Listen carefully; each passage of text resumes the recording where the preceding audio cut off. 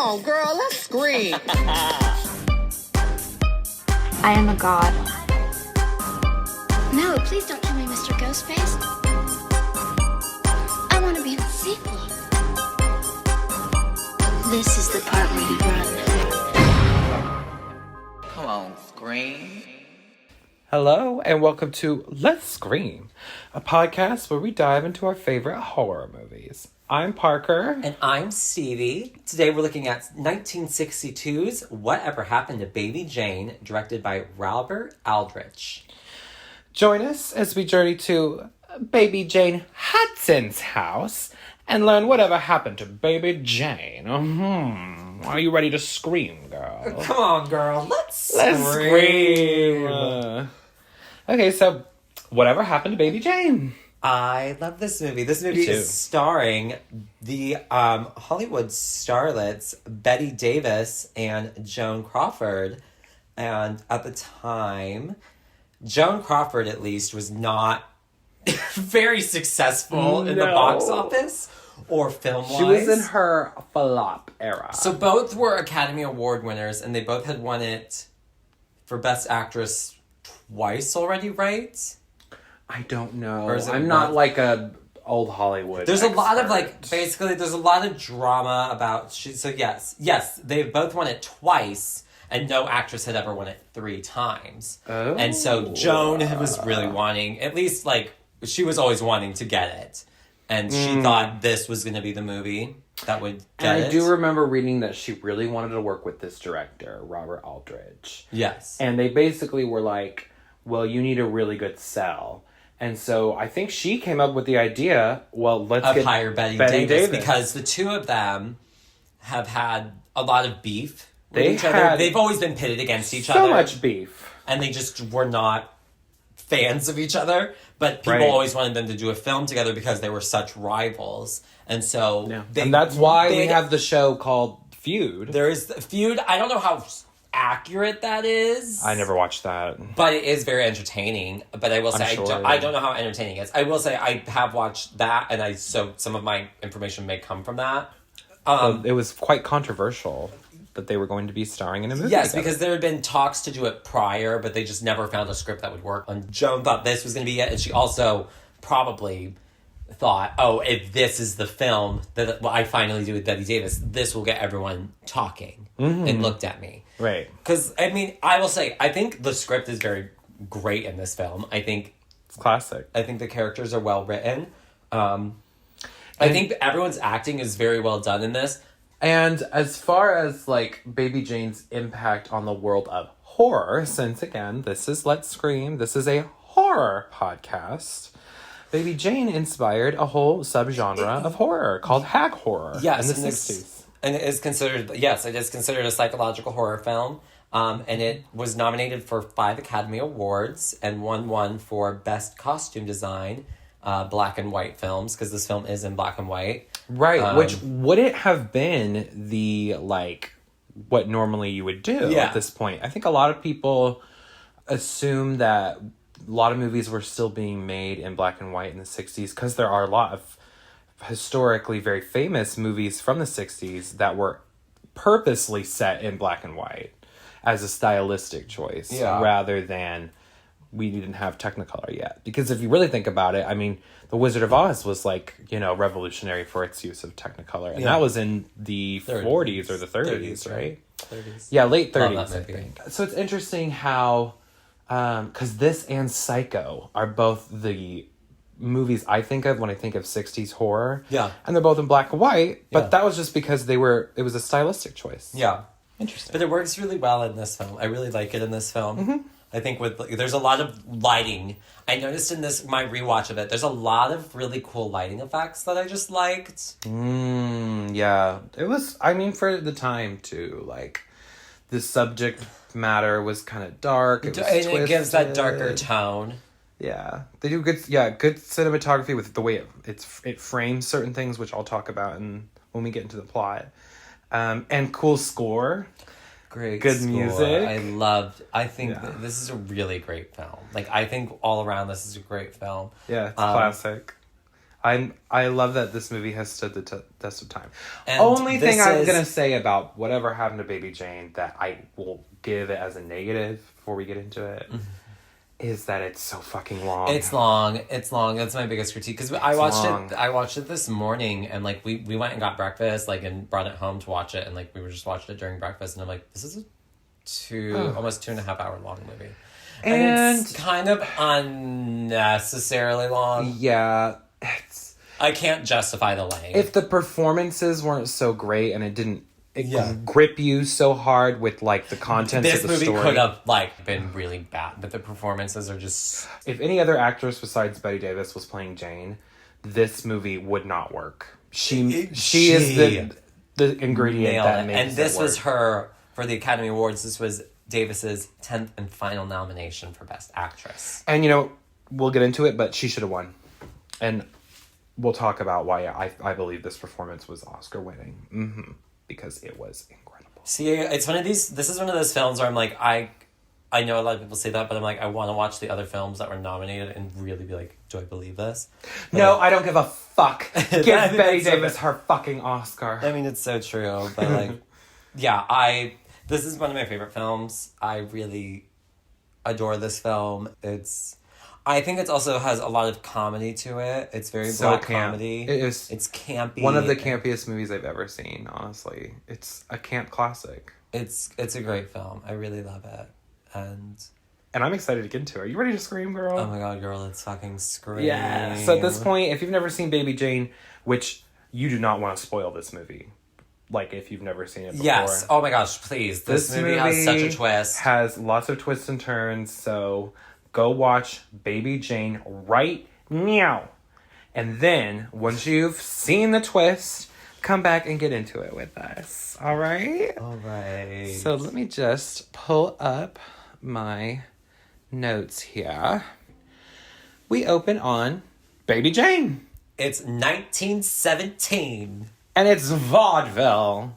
Everyone could be a star. On vaudeville. Oh, and there she goes. She's tap dancing away.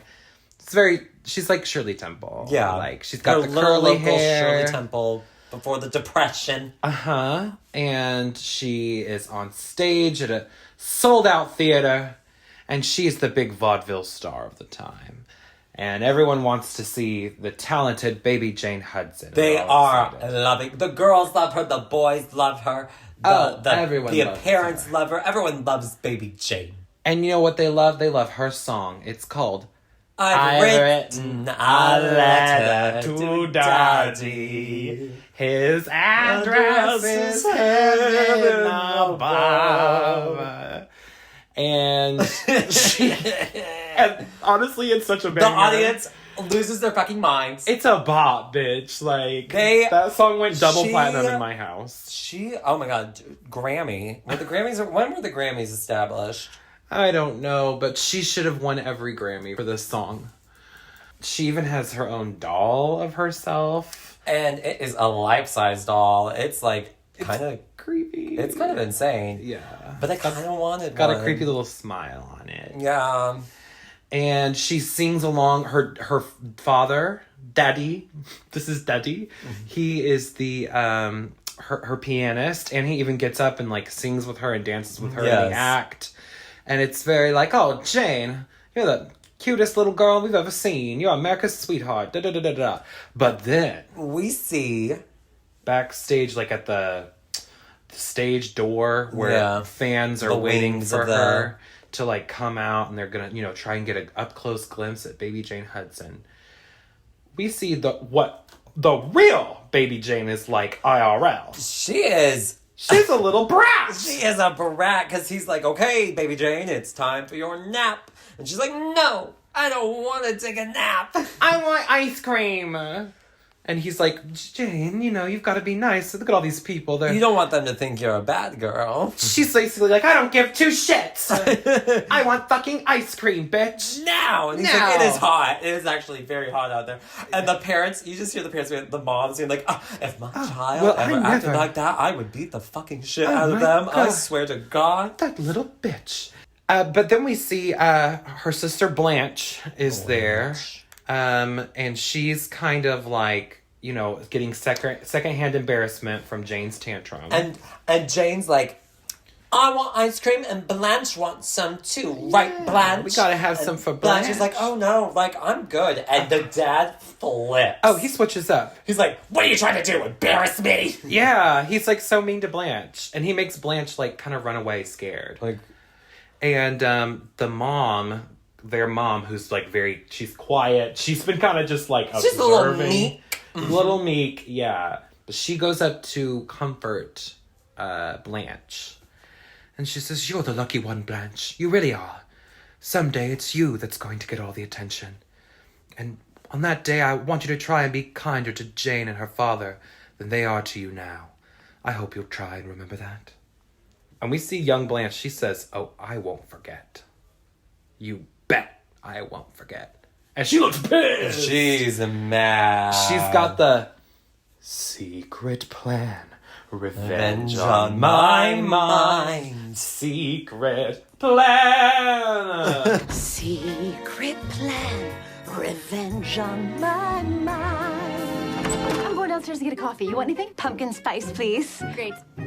Secret plan. That was literally Blanche. She might forgive. The bitch won't forget. I don't think she'll ever forget. And we jump to 1935. And we're in this like kind of private studio room. We're with two Hollywood producers. They both kind of talk like this. They are reviewing this like footage of a new movie that stars a grown-up Jane. But it's like actually Bette Davis. Yeah, and it's real footage from an old Bette Davis movie from the 30s. And they're talking shit on her performance. They're saying they said Jane's a horrible actress. She can't even do a Southern accent, this and that. And even the projectionists guys are talking shit on Jane. They're like, boy, that no talent broad, Miss Baby Jane, she can't act worth a damn. And why can't she just stay sober? Reading Jane right off the bat. We get a sense that no one fucking likes Jane. And then we learn that, nobody likes her, but basically the reason they have to work with her is Blanche, who is this huge starlet now, has in her contract for every film she makes, Jane has to also star in a film. Mm-hmm. And the producers are like, well, we have a party this evening. Maybe we can try and convince Blanche, who again is like the top actress right now. Yeah. Maybe we can convince her to write that clause out of her contract. Yeah. Because these Baby Jane movies are just, they're sinkers. Yeah. They're flopping. So then, that night, we see a point of view shot of a driver of this car, this old, Hollywood car, pulls up in front of the gated mansion. The passenger of the car, and this is all framed very specifically so you don't see who is who, what is what's really going on. You just get little like peeks. But we see that the passenger goes out to unlock the gate of the driveway, and then the person driving the car shifts the car into drive and slams it. We just hear a crash. And a scream. And then we get the opening credits.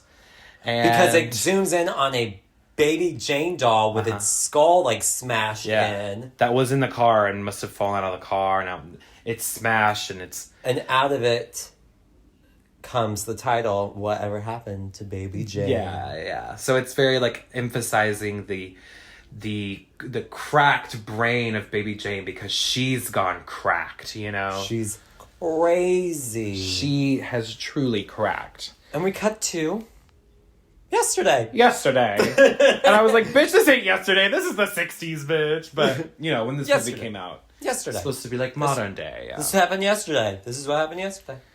And we first meet the next door neighbors of Blanche and Jane. And it's Mrs. Bates and her daughter, Liza, and they are in the living room. They're watching a movie, and it is a movie starring Blanche. And this, again, was real-life footage from a Joan Crawford movie. So I think that's cool that they like use that to, you know, show Blanche and Jane's old movies. Yeah. And the one, Mrs. Bates, the mom, she is like Blanche's #1 fan. And that was kind of almost the reason why she moved into this house next door, because she knew that this was Blanche's house. And she kind of moved in as like maybe I'll get to meet Blanche Hudson if I live her next door neighbor kind of thing. And yeah, Liza is played by Bette Davis's real life daughter. And she's funny. She goes, well, I never see Blanche next door. I only see that fat sister. And it's great because she's talking about her mom, which is what makes this so funny. Yeah, it's really good. And then we cut to modern day Blanche. And she's like complaining because there's a part where she's like, oh, he should have held that shot longer. I told him when we were shooting it, he should have, and he should have listened to me. I'm like, did she actually feel that? Because I feel like that was Joan Crawford just complaining right there. Maybe it could have been. And she's obviously, you know, older now. And she uses a wheelchair. But this is Joan Crawford. So she is still perfectly manicured and dolled up. And we'll get more into this. Like, I want you to just keep in mind the fact that she's kind of still glam. Because I feel like it hinders Joan's performance. I don't think she really wanted to commit to the character. And anyway, we'll get into it. But I have some opinions on Joan's performance. Yeah. Yeah. We'll get into it. I know what you're saying. But on the complete opposite end of the spectrum, we see Jane, her sister, downstairs, and she is looking rough.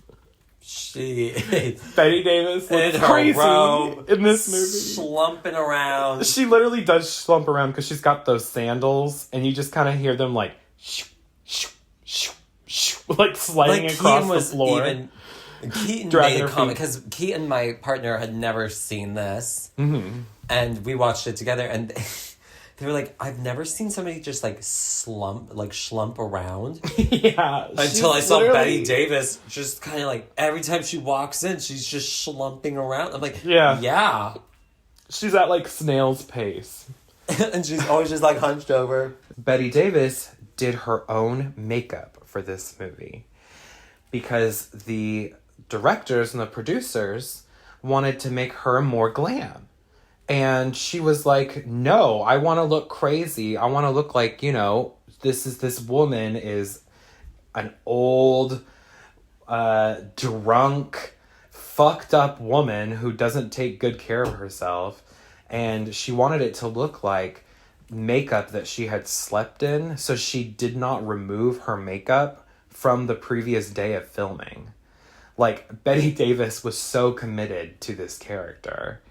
And I guess already you can see how they acted is so different. Yeah, so because Joan, I mean, they were always very different. And here's the thing: at this point in their careers, Bette Davis, while she may not, I don't think she was getting as many films at this time, but it's just because I mean, like younger people come around, they're going to cast younger people for newer films. But she was still somebody people respected and liked to work with. Yeah, she's very professional. Joan is not well known for being Joan was such a diva, and she was so neurotic. She basically was like, I still need to be glam. Like, but I'm hot, though. Like, I know that the character's supposed to be, like, decrepit and, like, weak and in this wheelchair. But I'm gonna look good. But, like, I still need to have, like, 301s, top, bottom, lashes. 301s, top, bottom, good. Yeah, so that's, I think, a big part of why I prefer Betty's performance in this movie and why I think she kind of eats Joan up. Oh, no, I agree. Bette is the performance of this film.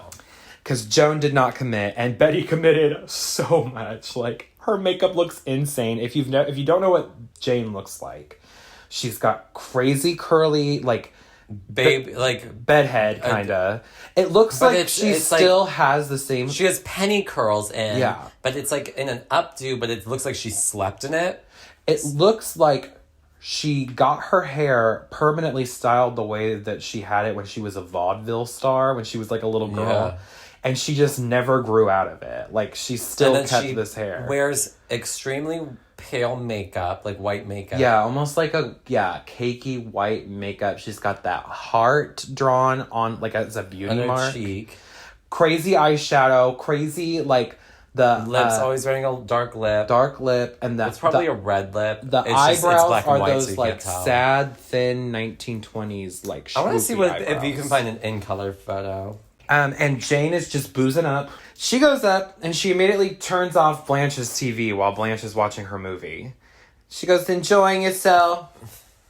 And Blanche is like, I was watching that. Then you're an idiot. Then you're an idiot. And she just slams the door in Blanche's face. And this is when we see that Blanche has a pet bird that gets spooked by Bette Davis slamming the door. And so she, like, goes over and she's like, oh, poor birdie. Like, it's okay. It's okay. Calm down. Okay. And this is a Joan Crawford role, so she's very like, the whole movie. I'm Joan. I'm just tantalized and scandalized all over again. Then this is when we see Mrs. Bates, the neighbor who is a super fan of Blanche. She delivers some flowers from her garden to the front door of Jane's house. Jane answers and... You know, she's like, oh, I got these flowers. I thought they'd be perfect for your sister. I was watching her movies and, I just love her so much. Oh, she's just so amazing. You must be so proud of her accomplishments. And Jane just goes, yeah. Yeah. Oh, sure. She doesn't give a fuck. Like, she literally won the I don't give a fuck war. And she... basically is like, sure, whatever, here, I'll take the flowers. She takes the flowers, and she's like, oh, do tell her, like, how much I love her films, and she's like, I would love to meet her, me and my daughter, you know, we haven't met her, and she's like, she can't. Yeah. She's not well to see people. So, get fucked. So go away. Basically. She's like, oh, okay then, well, bye, and Bette Davis basically just, like, slams the door in her face. And she like, chucks the flowers into the sink haphazardly. She didn't give a fuck. This is the first time we hear the buzzer. Blanche has a buzzer because for whatever reason, after Blanche was wheelchair bound, she decides to still live on the second floor of this 2-story house. And the downstairs is big. And one of those rooms could have easily been converted into a bedroom if they did not have a bedroom down there. It makes zero sense. And it's one of the first things in this movie that makes zero sense. But I still love this movie. Yeah, I mean, like, it's camp. That's why we love it. This movie is so, like, over the top. And this is when she says, you miserable bitch! Because she keeps buzzing it. And so Jane's getting dinner, like, breakfast together. And she's like, you miserable. And then as she's saying bitch, like, the buzzer just goes kind of, crazy. It overpowers so you can't hear her say the word bitch. But she says bitch. But she says it. She brings Blanche her, like, meal on a, you know, serving tray. And Blanche is like, well, who is that at the door? And Jane was like, it's that nosy Mrs. Bates jabbering on about you on the TV. And Blanche is like, oh, really? Oh, did she like it? And Jane mocks her and goes, oh, really? Did she like it? And, like, in her voice. Yeah. She imitates her voice. She can. So. She has this superpower. Fucking well. Yeah, where she Which can is, just again, mimic. why I also think that Bette Davis kind of ate up Jane. Yeah. Or, Joan. Joan in this film. Because Joan couldn't imitate that. No. And she kind of, like, goes into this impression of Joan Crawford, too. Very, like, oh, prim and proper when she does it. And she's lip-syncing to, like, Joan's actual voice that they recorded. But it's, this kind of like... Oh, gotcha. Yeah, it's this kind of, like, superpower that Jane has where she can perfectly imitate Blanche's voice. And keep that in mind, because it's important. And every time she does it, the score changes and it's really creepy. Like, the music has these kind of, like... Oh, I don't even know how you describe it. Like, creepy, like, bell sounds or... Do you know what I'm talking about? Chime sounds, yeah. Like, it's... I don't know, it's kind of like hinting at the kind of sinister nature of Jane's psyche and how creepy it is that she can imitate a voice like that. Yeah. And Blanche is just kind of, you know, basking in her own glory, and she's like, oh, well, the critics loved that picture. It was such an amazing year for me. I mean, do you remember? And Jane says, well, yeah, I made a movie that year. Too. And it was the best movie I've ever done. And she's like, oh, yeah, it was like comedy, right? She's like, No. It was a love story. Yeah. They didn't even release it in the States. It's because they were too busy promoting that crap you were turning out. And then she goes over and she gets the, like, bird cage with the bird in it. And she goes, I'll clean the cage. Yeah. She says, let me just clean this cage. And she leaves.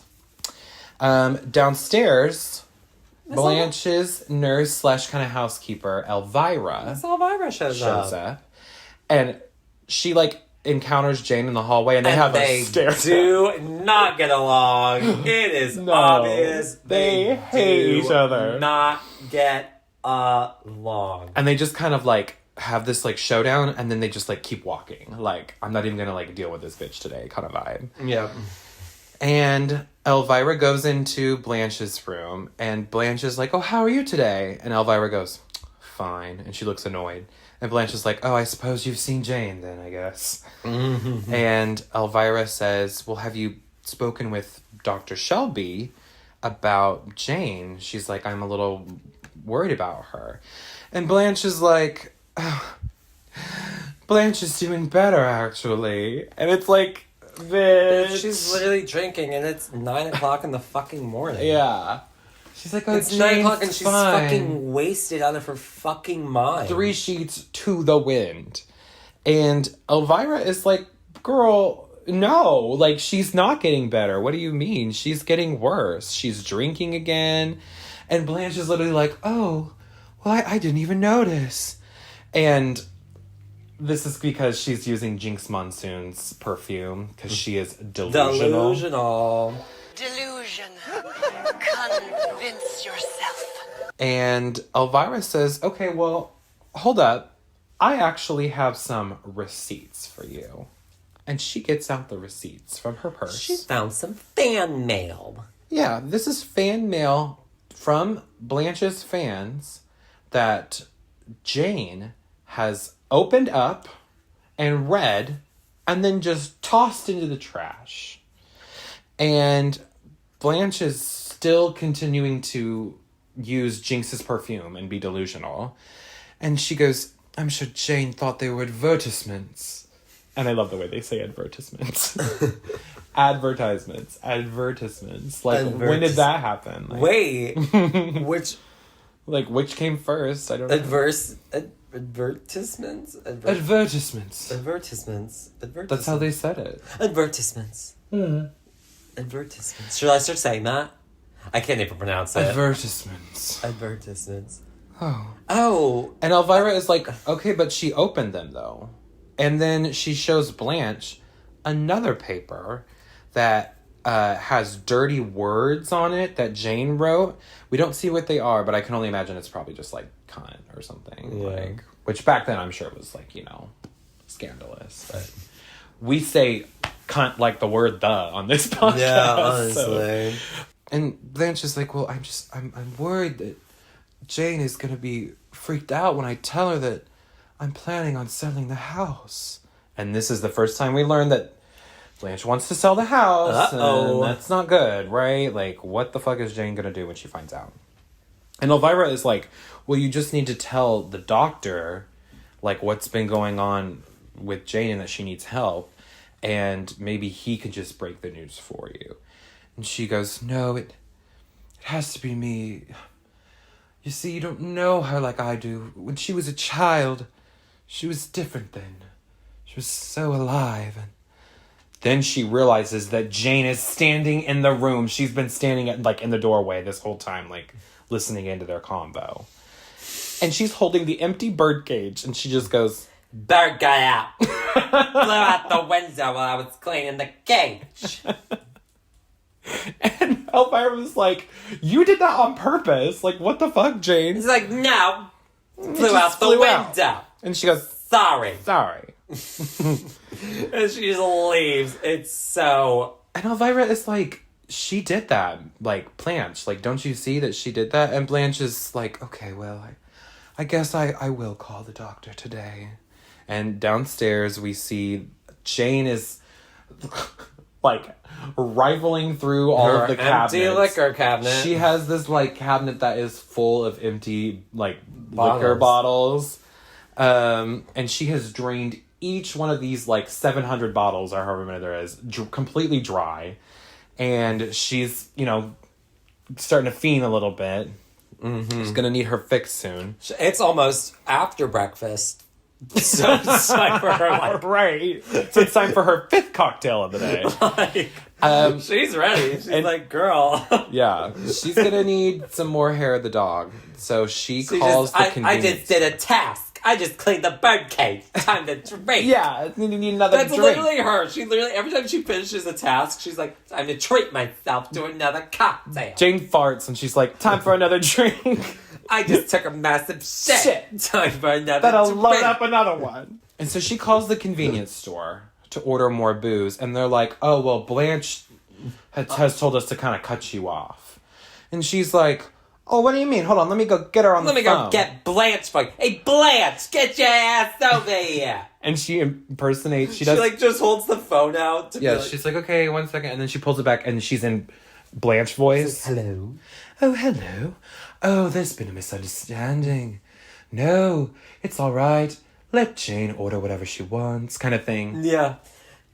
And so then she convinces them to let her order, like, a fuck ton of scotch. All right, so I'm going to need a 12-pack of vodkas. And the 12 big bottles bottles. of scotch. Yeah. And same brands as I always get. You know the drill. My usual. And she turns around and Elvira is standing right there.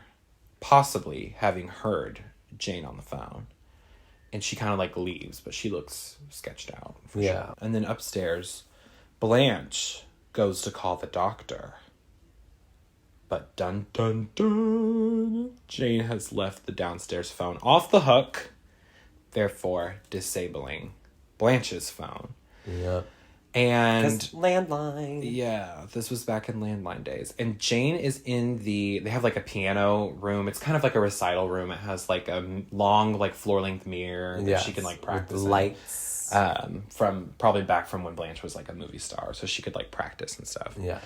And this is where we get our first real up close look at Jane's psyche. She's like, she's practicing some old sheet music. It's I've written a letter to Daddy. And she's kind of like picking out the notes. So and she's then reliving those old...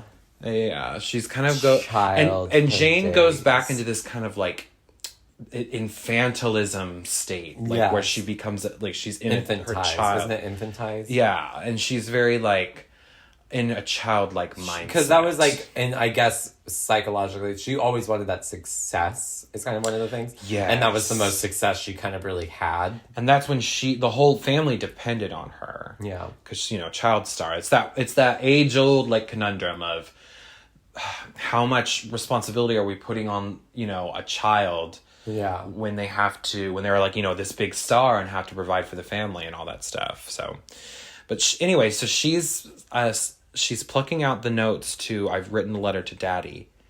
And then we hear a voice coming from the baby Jane doll that's sitting in the room with her. And it starts singing, I've written a letter to Daddy. And Jane is just, she's cracked in this scene. She's like, what the fuck? She goes up and what was that? Yeah, she's like, oh, what the fuck was that? And she like gets close up to the doll. And then she kind of like puts her hand on the doll and the doll just stops singing. And then Jane takes the bow from the doll's head and puts it in her own hair. And she keeps singing the song. And then she finishes the song out. We see Jane, or Blanche Joan upstairs, and she's like, what the fuck? She's like, wait, is Jane singing I've written a letter to Daddy? Like, oh no, not this. Like, not this again. Oh God, here we go again. And Jane she's singing and she's, address is heaven above. And then she, like, gets a glimpse of herself in, like, modern day Jane, now that she's, like, old and, like, all haggard. And she gets just so scared by her own reflection and so horrified that this is what she's, you know, grown into. And she lets out this scream. And it's like a wail. So, and this is when I have to note how amazing Betty's performance is, because it is so layered and it's modern feeling. Oh, like, yes.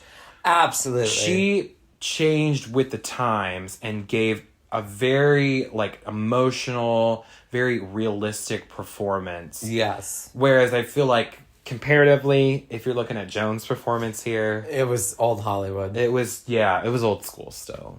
She's and there's a lot to work with the Blanche character, I feel like. Yeah, and I just don't think she worked. But she didn't commit. She's still wearing nail polish. She literally is still wearing mascara. But is that not true though? Like, that's why Joan's performance, I'm like, I can't take it seriously.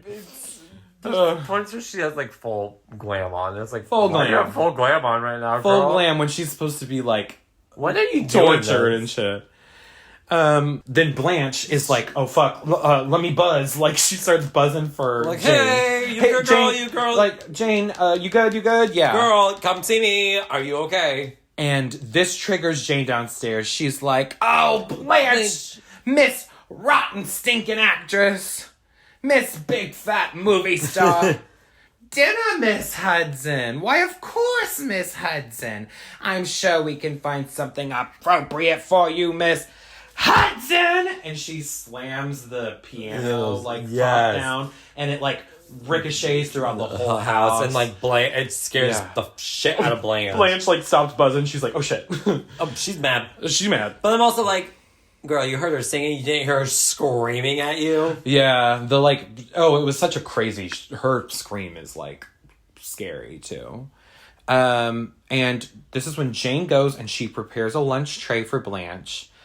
And she goes up there, and Blanche is like, Jane, I think the phone is off the hook downstairs. And Jane's like, oh, is that so? Well, who would you be wanting to call? And this is when Blanche decides to break it to Jane. She says, well, I wanted to call Mr. Hanley. Jane, there's something I've been meaning to talk to you about. I'm afraid I have some bad news about money. Mr. Hanley believes we may need to sell the house, you understand? And Jane's not buying it. She says, and when did he call you to tell you this, Blanche? And Blanche is like, oh, well, early last week, I think. And Jane says, he didn't call last week. I know that to be true. And Blanche is like, well, actually, he wrote me a letter. Yeah, that's what he did. He didn't write you any letter, Blanche. You're a liar. You're just a liar, Blanche. You always were. Bert Hanley never reached out to you to sell the house. You called him about 4 weeks ago and told him to sell it yourself. I did nothing of the sort. Oh, don't you think I know everything that happens in this house, Blanche? You've been spying on me. What do you think? And Jane just starts like going off on Blanche. And she's basically like, what are you planning on doing with me, like, when you sell the house? And she's like, some nice little place where they could look after me? I don't think so. And then she goes over and she snatches up Blanche's phone and she, like, disconnects it from the wall. Yeah. Better not tire yourself out answering the phone anymore. I'll take all the calls downstairs myself. Eat your lunch before it gets cold. She leaves. And this is when Blanche... she goes over to the, like, it's silver it's a dinner tray, and it's covered. Yeah. And she lifts that tray, and it is her pet bird. Oh my god, this is so fucked up. Yeah, Jane, like, killed her pet bird and served it to her on a platter. Screams. And Blanche is like, oh! Again, like, Joan not committing to it. Like, yeah. She just kind of gives, like, a weak little, like, oh my god. And this is when we see Jane. She gets ready to go out. And her outfit, bitch. The black, like, velvet beret with a bedazzled, like, clip on it. It's a bow. It's a bow, like little bow, yeah. little clip. And then she has, like, the gloves, and she's dressed like a 1920s bitch. Like, she's not dressed like, you know, a normal, like, 1960s bitch would have dressed at that time. She looks amazing. She's stuck back in her childhood, like, fully. And Blanche calls out for Jane. She's like, wait, Jane! And Jane just, like, slams the door in her face and leaves. And this is when Blanche decides to take this opportunity.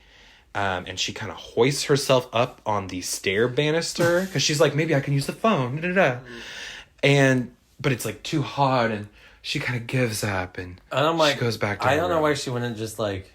Scooch down? Scooch down? Like a boot scoot down? I know, that's what I thought, too. Boot scoot, or even, like, get on your tummy and just kind of sneak down. Blanche does a lot of things where I'm like, girl, you're making it harder than it needs. let's not reinvent the wheel. Yeah. And but she does get another idea. She sees Mrs. Bates. Well, she has such a great idea. Poor execution. Yeah. Because Mrs. Bates is out working in the garden, and, like, her daughter's like, hey, Mom, phone's for you. And so Mrs. Bates is like, oh, okay, I'm coming. Blanche pulls herself up to the window, and then just goes, in the faintest voice of all fucking time, help me. Please. Help me. Excuse me. Excuse me, I need your help. It's like, Girl, honey, just go, hey! hey! Your voice isn't broken. Mrs. Bates, up here, it's me, Blanche. Hey, Mrs. Bates, I'm Blanche. Blanche Hudson. Can you help me? I'm locked in my house. She literally, like, my sister forgets, is holding me captive. like, how to project. She's just like, oh, Hey, help me, excuse me. it's like, honey, your voice is not damaged. Like, what? Again, like, did Blanche Jane... does a lot of weird shit where I'm like, Blanche, what the fuck? And she goes out she decides, okay, I'm gonna write, like, a note. No. Like an SOS, like, help me kind of Like, note. and she's like, don't, like, help me. My sister's holding me captive. And under no circumstances, tell my sister the contents of this note. Like, call this doctor, call Dr. Shelby, Yeah. blah, blah, blah. She, like, crumbles it up and like, throws it out the window. But before that, we do cut back to what Jane's out to. Because Jane's brewing up something. Oh, yeah, and she's here to get... She's placing an advertisement.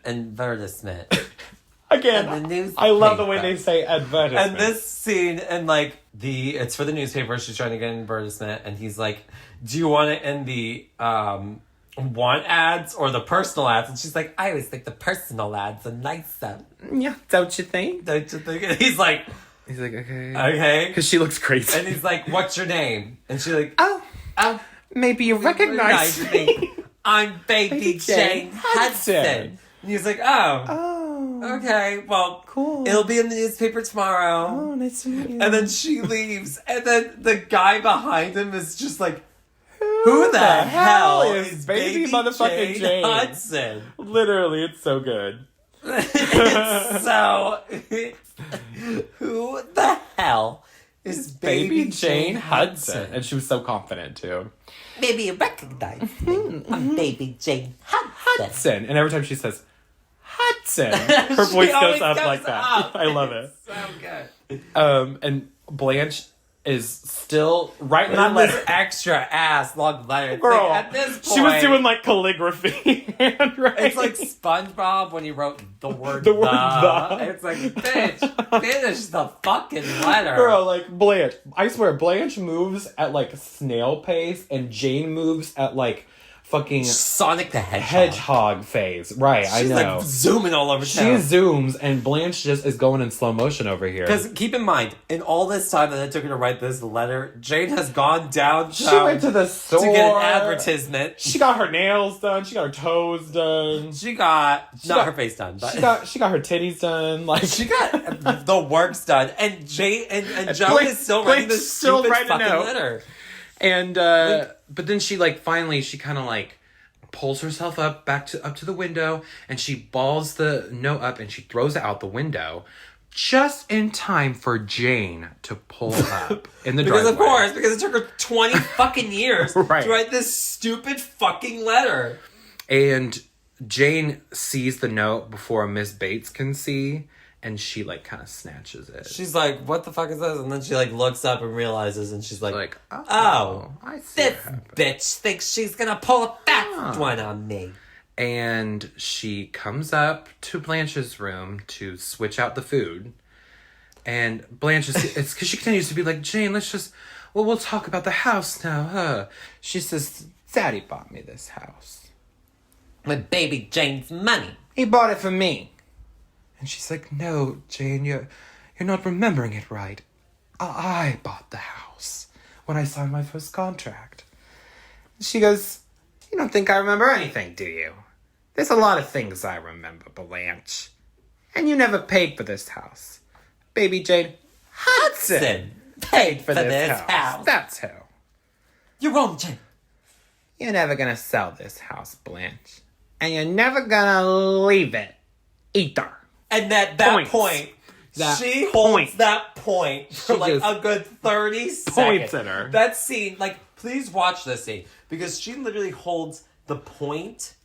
Me and Kate were watching it and we're like, she's still holding it. That index finger is fully extended right in Joan's face for like 30 seconds. Do you remember when I first came back after the accident? You promised me you'd never talk about that again. And all these years later, I'm still in this chair, Jane. And you wouldn't be able to do these awful things you do if I weren't in this chair. And Jane gives this like cunty look pretty much right to camera. Because she like sucks and she's like, oh, bitch. She's like, wait, I gotta... It's her. Yeah. This is her aha moment. This is her aha moment. We see the light bulb go off and she turns back around to Blanche and she goes, but you are, Blanche. You are in that chair. And what are these awful things I'm supposed to have done to you?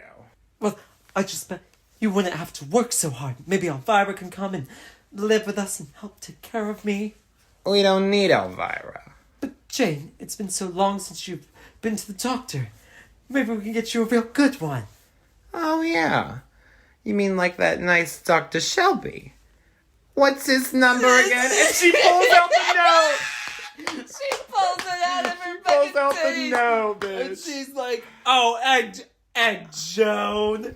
Oh, Joan is like, oh, fuck. Her eyes get so big. Like, Blanche, this is a good... I do think this is my favorite part, yeah. She's like, shit. And Jane says, she like quotes the note back to her. She's like, and under no circumstances tell my sister the contents of this note. No, and she kicks the door closed behind her. She goes, it's not me that needs a doctor. Blanche. Yeah, and then she kicks. Slams the door, yeah. It's so good.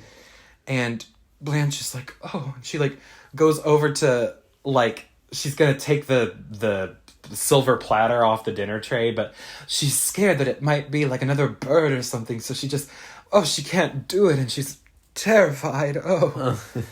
And this is when we meet Edwin Flagg is his name. Yes. He and his mom, they are like English immigrants that are like living there in California, wherever this is supposed to be.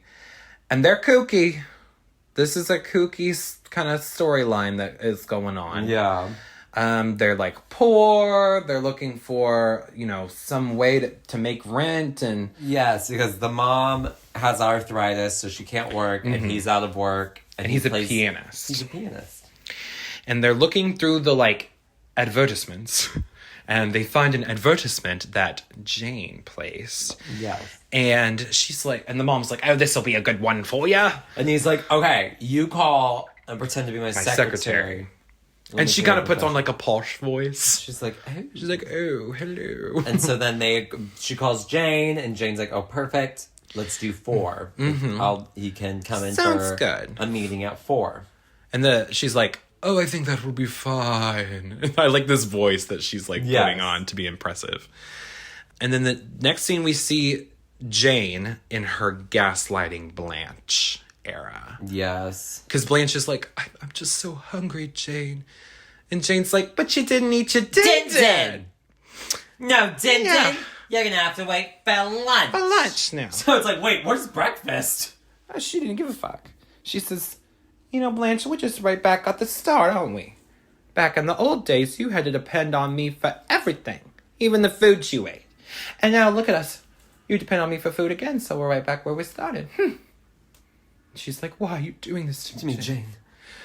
No, did you ever really think, Jane, like, if you really stop and think about it, remember, I have all the money. If something would happen to me, you'd have no money. I wouldn't be there to sign the checks. Have you thought about that? She goes, yeah, I thought about it. Yeah, I thought about it. She's kind of like wink, wink to the camera, like, oh, yeah. I definitely thought about that one. And then she goes back over to the dinner tray. why didn't she din? And Nothing wrong with that. Yeah, she kind of like opens it up the tray. There was like fried chicken in there, like it was a normal meal. Yeah. And she You're starts just like neurotic, eating it. Blanche. Yeah, she calls her a neurotic. You're just a neurotic, Blanche. And then this is when Elvira shows up. And Jane sells this fake as fuck. She's like, I want to apologize to you, Elvira. I just want to say sorry. I was in a bad mood yesterday. Yeah. And I was rude to you. That wasn't right of me, and I want to come clean for that, basically. But so I wanted to make up to you. So I cleaned the house. And I took care of Miss Blanche for you. So you can go home early today. Have the day off. How about that? Wouldn't you like that? And she's like, oh, are you sure? And she's like, yeah. And he has $15 for you. Yeah, and I talked to Blanche. She knows. She's cool with it. Yeah. She's like, I'll see you next Tuesday. Yeah, I love that she says see you next Tuesday because that means something completely different now. But in this movie, they said it completely straight. See you next Tuesday. And Elvira leaves. But you can see she kind of like doesn't feel right about it. Like she definitely doesn't trust Jane. She's kind of like, okay. She's like, what the fuck? She's like, I mean, who would trust Jane? yeah, I wouldn't trust Jane as far as like she's if I like, could this throw is her. out of character. She's like, she's never. You can tell like they've never had a good given her the this day is off. really out of character. She's like, Yeah. okay. She's like, okay. She's kind of like, okay, I'm gonna go. And upstairs, Blanche is like, well, who's that, Jane? It's Elvira. Vibra. Gave her the Day off. Oh, and then when she brings her the food and she leaves, and when she's leaving, this is the moment. Yeah. This is one of my favorite lines. This might be my 'cause favorite scene, yeah. I laughed my ass off as soon as that. She goes, She turns oh, around. Blanche, do you know we have rats in the cellar? And she And then walks she down. just leaves. And And you Blanche- just know. Yeah, you just know. Because Joan does, I will say, Joan does kind of sell this part too. This she part, kind of, like, looks at it She looks at the dinner she's tray like, no. She's like, oh, wait. Bitch, no. Rats? And what did she mean by that? she's like, no. Yeah? No?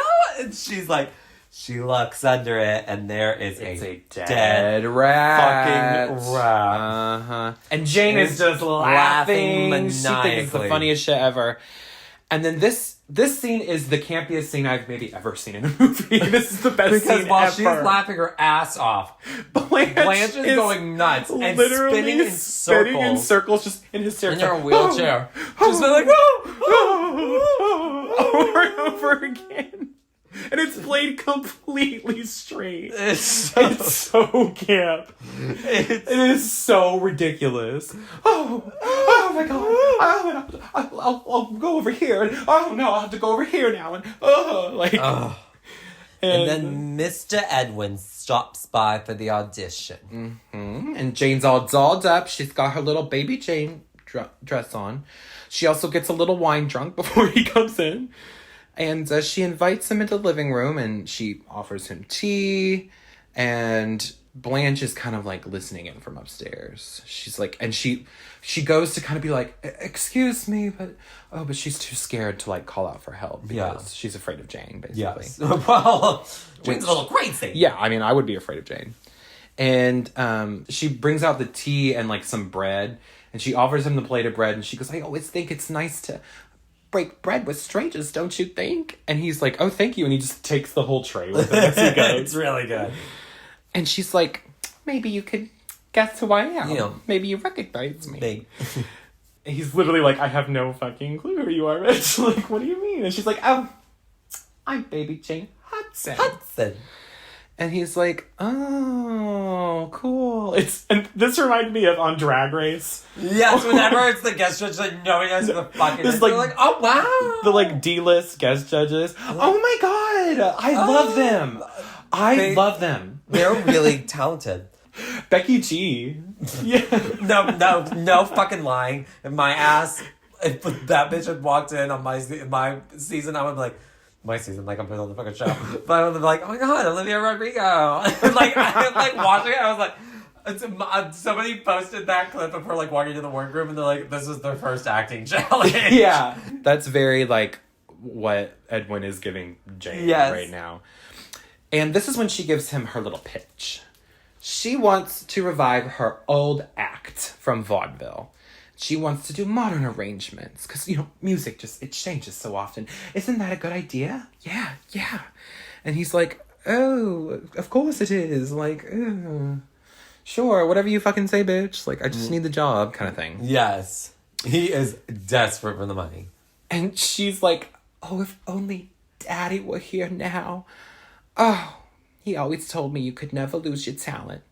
You can lose everything else, but you never lose your talent. And then suddenly the buzzer goes off. And it's Blanche. And Jane's like, oh shit. She's like, excuse me, hold on. And she kind of goes upstairs to like bitch out Blanche. And she removes the buzzer. She rips it She like rips it from like the wall, like disconnects it. And she's like, oh, you just ruin everything, Blanche. You're jealous that I have a friend who's here to see me. And he has no idea who you are. And Blanche is like, oh, of course not, Jane. I want you to have friends. In fact, maybe I can meet him and we can have a nice talk. Wouldn't that be nice? And Jane's like, no, you'd like that, wouldn't you? And then she slaps Blanche. And downstairs, we see that Edwin has pulled out the old school Baby Jane sheet music. And he has started playing that bop, bitch. That I've number written one. a letter to Daddy. He starts written the song of the millennia. I've written a letter to Daddy. Such a classic. And Jane comes in and kind of like makes her big entrance. She's like, oh, it's time. Ready for my close-up kind of thing. Yeah. And my people are waiting. Yeah, she goes up in front of, they have like, that like little rehearsal room. And I really like this lighting because she flicks on the light and it's stage lighting. Yeah. And it lights her from below and it's just like, I don't know. It's kind of like spooky a little bit, right? It's sinister in a bit, in a way. It's very spooky. And she's reverted, we see she's reverted right back into that childlike state of mind. Yeah. And she starts singing, I've written a letter to Daddy. And it was actually Bette Davis singing, and she's not a singer. No. And she would never say she is. She even did not want to sing this, I'm pretty sure. But I'm so glad she did. Yes, because it works. Because it's so funny, because it's funny because she literally had just talked about, oh, you could never lose your talent. And we hear her, what she sounds like now, and she sounds, interesting. Unique. Very unique. Because she's very, like, the type of bitch that smokes, like, 80 packs of cigarettes a day. She's an alcoholic. And Bette Davis has that raspy voice. And when she's, like, hitting the high notes, she's like, his address is heaven above. And, Edwin's, like, keeping it together, but he's also, like, oh my god, like, this bitch is crazy. Like, oh. And she's like, when she finishes, he's like, you're so good. Oh my god. He like starts clapping for her and she's praising his piano playing and he's like, and you're such a good singer. You were lovely. And she just keeps bringing up her dead dad. She's like, oh, Daddy taught me everything. Oh, my daddy, he was the best. My daddy, all that. Oh, daddy. And she's also kind of like wants to fuck Edwin a little bit too. Yeah. She's like kind of like giving him like fuck me eyes kind of. Which is weird because she's very clearly like much older than him. Yes. He was nominated for Best Supporting Actor at the Academy Awards. For this? Yeah. Oh, that's amazing. Fun fact, I didn't know that. He's good. Yeah. He knows exactly what movie he's in. Yeah. He nails the tone perfectly. Let's see. So she offers him $100 a week to play piano for her. And he accepts when she tells him that she'll even pay him a month in advance. She offers to drive him home. She's like, I have some family business I have to take care of. That shouldn't take more than a week. Yeah, I'll figure it out. So, let me just drive you home. I can pay you. We can start as soon as possible. Let me drive you home. And this is when Blanche takes the opportunity to look around in Jane's room. And she finds some like chocolates that she just like wolfs scarfs down. them down. She's starving. She's starving. And then she finds a picture of herself with her face like scratched out, but it has her signature on it. And then she sees a paper that Jane has been trying to copy. Her signature. And we see that she is now able to perfect, like she has perfected She has the perfect forgery of Blanche's signature. So she has, and then she finds her checks. She's been writing checks as Blanche. And she sees that she has recently made a purchase for costumes for almost $100. Yep. Which, I mean, in the 60s, was a lot of money. That's shit ton of fucking money right there. And Blanche is like, I have to do something. And this is again when she's like, I'll just crawl along the banister and not like just kind of scooch herself down. Not get on her like your legs don't work. Overthinking but it. You can't get on your butt and scooch down or like get on your tummy and then and just kind of just like pull yourself do like down. a scoochie. She like is like grasping on the banister and propping herself up with all her like whole like upper body strength, like to hold on to the railing and then go down and like one kind peg of at a peg time. down. It And makes it's like, no girl, sense. what are you doing? And again, she is going in slow motion while Jane is going in fast motion because we keep cutting back to Jane like out and about. And Blanche manages to get to the phone and she calls her doctor, Dr. Shelby.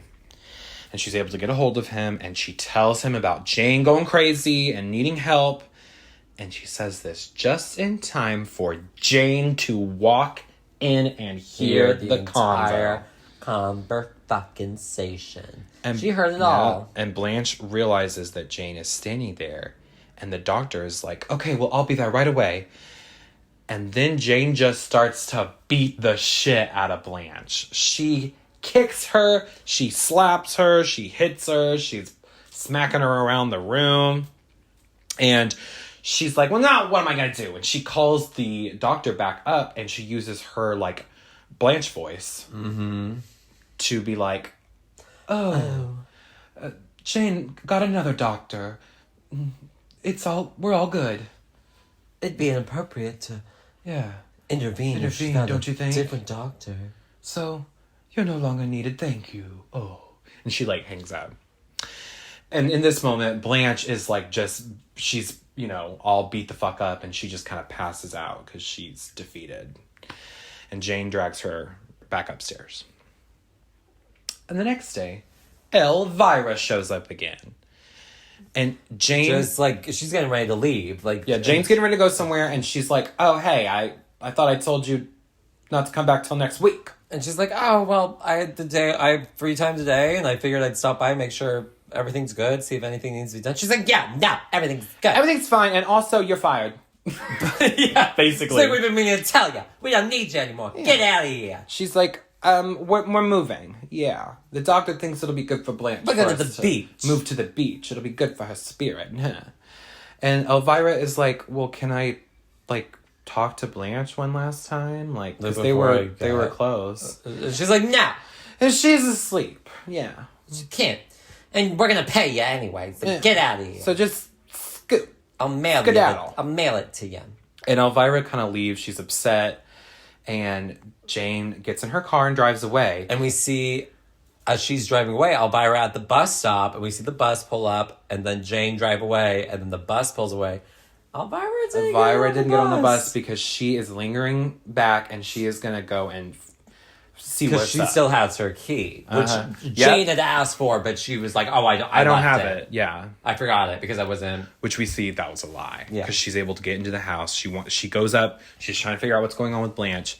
She goes into, or she tries to get into Blanche's room. Yeah. But the door's locked. And she's like, oh. And she's like, what the fuck? She's like, Blanche, are you asleep? And then she notices on the table next to Blanche's door, the buzzer has been removed. And she's like, oh, shit. She's like, oh, shit. And also, like, that's scary, like, to think about leaving somebody in a wheelchair, like, in a locked room. Like, what if there's a fire? Like, all those, kind of things. So she's like, I need to get in there. Like, I need to get Blanche out. Yeah. And meanwhile, we see Jane going to the bank to deposit those forged checks so she can get that cash to pay Edwin. Yeah. And back at the house, Elvira has found like a hammer and like a nail. She's going to try and like... get the peg. Yeah, like unhinge the door with it. Unhinge the door because she can't find the key. But she can't get the door open. And Jane gets back to the house. Mrs. Bates actually stops Jane outside and she's like, Miss Hudson, I was wondering if you could give me the number for your housekeeper lady. We've been wanting to get a new one. And Jane's like, well, we fired her actually. And she's like, oh, well then I just saw her walk inside. And Jane's like, oh. What? Yeah, she panics and she goes inside the house to find Elvira standing at the top of the stairs, like waiting for her. And she demands to know what the fuck's going on. She wants to know why she's locked Blanche in her room. And Jane is like, kind of like using her body to like block her from going in. And Elvira is like, okay, fine. Well, I'm going to go to the police. Yeah. And Jane like finally is like, okay, fine. Here's the key. Take the key. Take the key, you miserable bitch. And Elvira unlocks the bedroom door and she goes in and she finds that Blanche is... This is camp. She's like gagged and like hoisted up. Because she has this like... In order to get out of the bed into her wheelchair, she has this like a little pulley system. It's like a... So she can like kind of lift herself into it. And she's like tied to she's that. Like, yeah, her like arms are tied and her like mouth is all sealed shut. And she's like... And Elvira's like, oh my God. And she freaks out. She's like, Miss Blanche, oh my God. And then Miss Baby Jane grabs that hammer and she knocks Miss Elvira over the head with it. Yeah, she bashes Elvira's brains in. Diva down. Diva down. Or Elvira, yeah. She does kill Elvira, and it's fucked up, and Joan starts crying, and, you know, it's all scary. And this performance could have been better from Joan, because you just watched your housemate get murdered in front of you, and that was your reaction. Yeah. I would have been screaming. Even Joan, gagged. again, still has eyeshadow. Still has lashes on. Yes, and also notice at points she's lit in a way where it is just her eyes, like so she can like really smile. That like old Hollywood lighting. Yeah, they're more like Morticia I noticed Addams. that at points, and I was like, this bitch really shot herself in the. She was like, this is gonna be how I get my third Academy Award for Best Actress. And it's like, girl, but I have to be in full glam. Yeah, girl, she didn't commit, and that's why. Joan Crawford's career kind of tanked. And Bette Davis continued to act for a really long time. Yeah. Bette Davis acted until she died. Joan did not, but Joan also died. I mean... I'm clearly Team Bette. Oh, yes. And then Jane, who has just murdered somebody, starts to just get wasted and cry and reminiscing on old pictures of her from when she was like a child star. And then Edwin shows up at the front door. He's there to like collect his payment. But Jane like pretends that nobody's home and like doesn't go answer because she's like, he can't walk in right now. There's a dead corpse upstairs. Yeah. And she's like, what am I gonna do? What am I gonna do? I can't let you in, Edwin. I'm so sorry. And he kind of like just gives up and leaves. And she just kind of like breaks down on the stairs. And she's like, oh, what am I gonna do? And that night, we see Jane using Blanche's wheelchair to kind of roll Elvira's body out to the car. And Jane is like loading her up in the trunk. And suddenly we see Mrs. Bates, the neighbor, like just kind of pull up. And she almost sees the body. Because she's like, oh, I just wanted to make sure your headlights weren't on. I've done that before, and it sucks to wake up and have a dead battery. So... And she's like, okay, thanks. It's very tense, and you're like, oh shit, is something about to happen? You're like, is she gonna run her over or something? But no, like, and Mrs. Bates just kind of like leaves. She's like, okay, she kind of can tell it's like, maybe leave this woman alone. Yeah, she kind of gets that vibe of like, I need to maybe stop. I don't want to fuck around and find out. Maybe I need to leave her alone, finally. And yeah, Jane is able to get away in the car, and we never see where she hides Elvira's body, but she's able to get rid of it somehow. The next day at Edwin's house, his mom is telling him some tea she heard. Like, about Baby Jane. And it's like, this bitch is fucking insane. Yeah. This is where we get a little bit more insight as to what happened back in the day. Yes. She says that back in the day, apparently, allegedly, Jane tried to run Blanche over. And that's how Blanche ended up in the wheelchair. And the studio covered it up. And Edwin, like, doesn't believe her. Like, he doesn't believe that story. Yeah. And they kind of start arguing about it. And the mom is like, well, I also heard that after Blanche got hit by the car, They found her 3 days later. And they found her Boys. that Jane disappeared for 3 days, and they found her in some hotel with some stranger. With a man she never met before. And he says, well, why should that upset you? Isn't that I was conceived? And he got her. She was like too stunned to like, speak. Got me? Oh, Rue just clocked me. Rue just clocked me. And Jane gets a phone call, and we realize it is the cops. And they're like, hey, so your housekeeper, you seen her? Because her cousin reported her missing. Yeah. And she's like, no, I haven't seen her. haven't seen her. Bye. And she like kind of hangs up and starts like unraveling.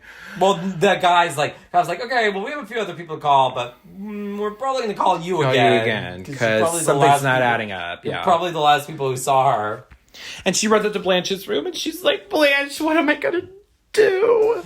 Oh, it's funny at first because she's like, what should I do, Blanche? And then she forgot that she like gagged Blanche so Blanche can't talk. She's like, oh yeah, here, sorry. And she like removes let me the duct take tape. that off. Yeah.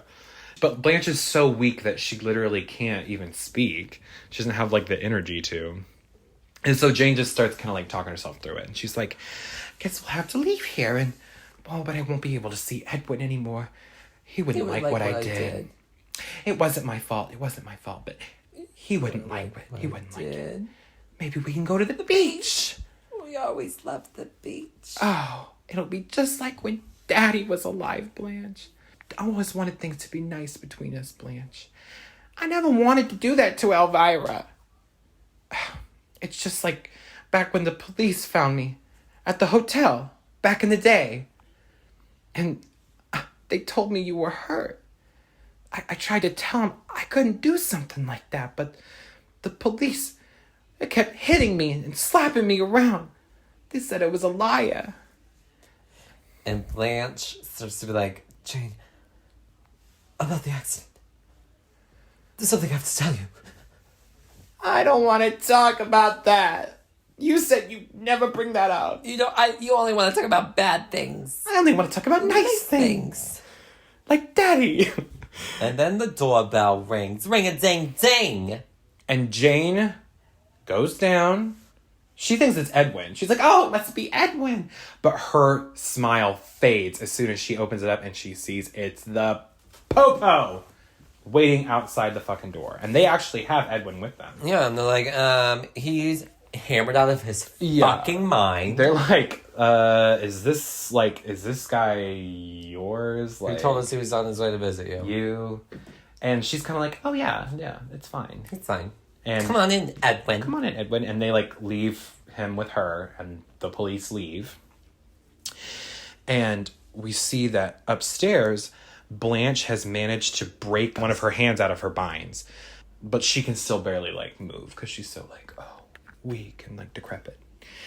And downstairs, Jane kind of like calms Edwin down and she's like, I promise I've got the money for you now. I have it now. And she goes and she gets the baby Jane doll to like show to him. She's like, look at my friend here. And he's like, oh my God, this bitch is crazy. And we see back upstairs, Blanche is finally able to muster up the strength. And she is trying to flip her, like, side table. Yeah. To get, like, attention. And she finally is able to push it over and she, like... And the lamp falls off of the table and, like, makes a big crashing sound. Yes. And Edwin, who... At this point, Edwin is, like, playing with the Jane doll. Like, and he's in a wheelchair. He has it, like, in the wheelchair. Like, because he's fucked out. 3 sheets to the window. Baby Jane sees him and screams. She's like, oh, Edwin, what are you doing? And then they hear that crashing sound. Yeah. And he's like, what was that? She's like, oh no, you can't go upstairs. She's like, Edwin, please don't do this. And he goes into Blanche's room and he discovers Blanche. And she's like, help me. He's like, she's dying. And I'm like, she looks great. What are you talking about? Again, she has eyeshadow. And he's like, painted nails, she's apparently. dying. Oh, I have to go tell somebody. What have you done? And he like flees, and Jane tries to stop him and tries to explain. She's like, I have your money. I have your money. Oh, he hates me. He hates me. And he's gonna tell. He's gonna tell. And she has to act fast. She kind of scrambles to get Blanche in the car, and she drives them to the beach. Let's go to the beach. Let's go to the beach. Nicki Minaj. Who am I? Let's go to the beach. Nicki Minaj. Blanche is like in like dying mode, bitch. She is like she is she's seeing out of the it. life. And Jane's like making sandcastles. She's like playing like with beach balls with like these like little kids. Oh, she's having a great time. And there's we see somebody sitting on a beach chair, and they have a newspaper that says they found the body of Elvira. Mm-hmm. And it says And they're on the hunt for Jane. And we see that there's some cops that are there. Like, they're at, like, some kind of... like beach bar. Beach bar, yeah. And they're, like, surveying the area. They know that, like, Jane is probably around somewhere. And one of the guys is like, hey... Some guy comes up to him and is like, hey, there's this car that's parked, like, off the road. Like in the middle of the beach, yeah. Can you, like, go, like, figure out what the hell's going on? And then they kind of are, like, suspicious. Because, like, the type of car... Do they realize they're like, oh, that's Jane's car? They're like, that's the kind of car we're looking for. Like, yeah. He says, like, the model of the car or whatever. And meanwhile, Jane kind of goes over. She's done playing with those little random kids. And she, like, lays next to Blanche. And... she's like, Jane, I'm dying. You have to listen to me. Listen to me. I'm dying. And this is when we get the iconic twist. The twist of motherfucking twists. This twist shocked me to my core when I watched this movie for the first time. She says, Jane, you didn't run me over that night. I was driving the car. You were too drunk. Yeah. And I tried to hit you. I told you to go open the gate. I was so mad that night. You were making everyone laugh at the party by imitating me and making fun of me. Making fun of me all night, and I just couldn't handle it. And so I wanted to kill you, Jane. And I tried to run you over, but you got out of the way, and I hit the gate, and I snapped my spine. I managed to crawl to the gate, and when the police showed up, they assumed you did it. And I just kind of went with it. And this whole time, Jane, it was my fault. And then baby Jane kind of smiles and she goes, you mean all this time we could have been friends? And it's kind of sad. Yeah, because then it really is. Like, you watch it, you're like, she really is a victim of circumstance. You're like, this is all Blanche's fault. She fucking psychologically tortured this girl. And that explains why she kind of refused to get her help. Because if she got help, she could have probably remembered and be like, I didn't drive that night. Yeah. I wasn't behind, she could have. And so and she really kind of tortured Jane for years. Yeah. Because it all ties back to that scene at the beginning when she was like, secret plan. Yes. Revenge on my mind. Like, I'll get her. She said one day, I'm going to make sure Jane gets what's coming to her, basically. And she really kind of... She, like, fucked up Jane. Like, Jane is... But all of this kind of did happen because of her. Like, not saying that what Jane did was... Jane was always a cunt, right? Jane wasn't justified. Right. Because she still killed Elvira. Yes, that's true. And Jane, but that's because she spiraled out of control due to Blanche's manipulation. And the psychosis, like, that was thrown on her. Yeah. So it's a crazy twist. Because she was twisted into believing that she almost killed her sister. Mm-hmm. That she then has to take care of her sister, having this whole dread feeling of, like, I feel like I owe her. Yeah. And then just, And that's why Blanche was always buzzing and like being needy, trying to drive her crazy too. Also, there's so many layers to it, and once you realize the twist, it reframes how you think about the entire story. And that's why I think it's one of the best twists ever. So good. And poor Jane, I mean, she's like, we could have been friends this whole time. She's just been reduced to this childlike state. She doesn't know, like, left from right, up from down. And the cops come up and they find Jane. Because while she goes, she's like, I'm going to go get some ice cream. Oh, yeah, that's right. I forgot. She's like, I want some ice cream. And she runs up, and this part's good, because, like, the guy's like, oh, what do you want? And she's like, I want 2 ice creams. I want 2 ice creams. And he's like, well, what kind? And she's like, oh, what kind? And he's like, what do you got? And he's like, we got vanilla, chocolate, strawberry, lemon. She's like, 2 strawberries, 2 big scoops. And I noticed at one point, when he gives her the 2 scoops, well, first of all, he's like, here you go. And she's like, thank you.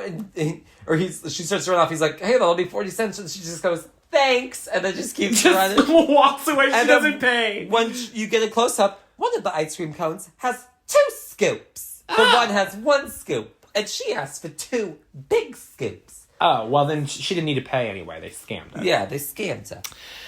So she goes back out to the beach, and the cops find her. They identify her, and they're like, Miss Hudson, like, where's your sister? We're looking for your sister. You gotta get us to your sister.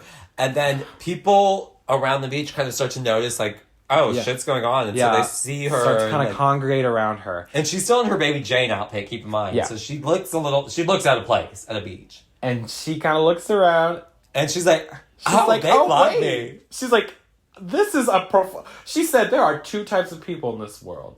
The ones that entertain and the ones that observe. But I'm going to put on your show kind of girl. Absolutely. And she starts dancing and like spinning around and like performing for these people. And then the cops notice Blanche. Blanche is like on the ground. Maybe dead. We don't know. Like, I mean, you never know. Like they like go up. They're like, oh shit, Blanche. And Jane continues to like twirl, dance, and then it just says, the end. The end. It's so good. It's so good. I love this movie. So, Stevie, next week is going to be St. Patrick's Day. So we're doing Leprechaun! The Jennifer Aniston one. What year did that film come out? 92 or 3. 93. 93. So get ready for our Jennifer Aniston impressions. Joey? Joey? There's a leprechaun. Ross? Yeah. Ross? Oh, Phoebe. Monica. Oh, Chandler. Oh. We're going to be awful. It's going to be the most unbearable podcast of all time. So get ready, bitches. Okay. Oh. All right. Thank you all so much for joining us on Let's Scream. We hope you had a fun time with us at the Hudson House. Yes. Please remember to follow the pod, like the pod, and leave a glowing review of the pod, of course. And you can also send us movie requests for future episodes. You can follow me at Parker_Will_C on Instagram. And you can follow me at Stevie Nash 95 on Instagram. Until next time, this has been Let's Scream. Bye. Bye.